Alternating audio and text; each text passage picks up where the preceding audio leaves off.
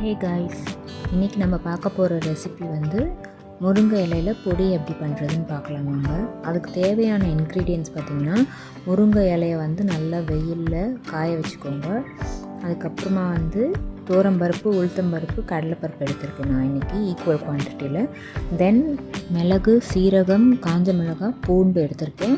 அதுக்கப்புறம் ஒரு கொத்து கருவேப்பிலை, அதுக்கப்புறமா தேவையான அளவு வந்து பெருங்காயப்பொடி, லாஸ்ட்டாக வந்து சால்ட் ஆட் பண்ணிக்கோங்க. ஸோ இப்போ இது எல்லாத்தையுமே வந்து நம்ம ட்ரை ரோஸ்ட் பண்ண போகிறோம். நான் வந்து ஃபஸ்ட் பருப்பெல்லாம் வறுத்துக்கிறேன். அதுக்கப்புறமா வந்து பார்த்திங்கன்னா வந்து மிளகு, சீரகம், காஞ்ச மிளகா, ஒரு கொத்து கருவேப்பிலை போட்டுக்கிறேன். இதெல்லாம் வந்து நல்லா வந்து ட்ரை ரோஸ்ட் பண்ணிக்கோங்க. ரொம்ப தீய விட்டுறாதீங்க. ஸோ அதனால தான் நான் வந்து மிக்ஸ் பண்ணிகிட்டே இருக்கேன் தீயாத மாதிரி. ஃபைனலாக வந்து கருவேப்பிலையும் போட்டுட்டேன். ஸோ இதுவும் நல்லா வந்து பொரிச்சதுக்கப்புறமா வந்து லைட்டாக ஒரு ஸ்பூன் வந்து எண்ணெய் ஊற்றிட்டு நான் வந்து உரித்து வச்ச அந்த பூண்டு பல்லெல்லாம் போட்டுக்கிறேன். பூண்டு நல்லா வறுபட்டதுமே வந்து நான் அதிலேருந்து எடுத்துகிட்டு சேம் அதே பேன்லேயே வந்து ஆல்ரெடி காய வச்சுருக்க முருங்கை இலையை வந்து இதிலே போட்டு நல்லா வந்து இன்னும் கொஞ்சம் வறுத்துக்கிறேன். ஸோ இது எதுக்காக அப்படின்னா வந்து வெயிலில் ஆல்ரெடி காய வச்சுருந்தோம்.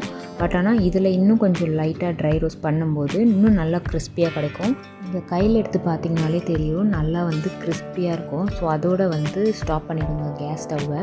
அதுக்கப்புறமா நல்லா ஆறுனதுக்கப்புறமா எல்லாத்தையுமே வந்து பெரிய மிக்ஸி ஜாரில் போட்டு பவுடராக அரைச்சிக்கோங்க.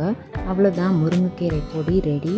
ஸோ இன்ஸ்டண்ட்டாக வந்து நீங்கள் இதை யூஸ் பண்ணிக்கலாம். இட்லி, தோசை, சூடான சாதம் இதிலெலாம் நீங்கள் வந்து போட்டு சாப்பிட்டிங்கன்னா சூப்பராக இருக்கும். ஃபைனலாக வந்து சால்ட்டும் பெருங்காயத்தூளும் ஆட் பண்ணிக்கிருக்கேன் நான்.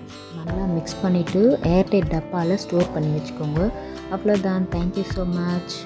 சப்ஸ்கிரைப் பண்ணலன்னா சப்ஸ்கிரைப் பண்ணிக்கோங்க. இன்னொரு வீடியோவில் பார்ப்போம். டாடா பாய்.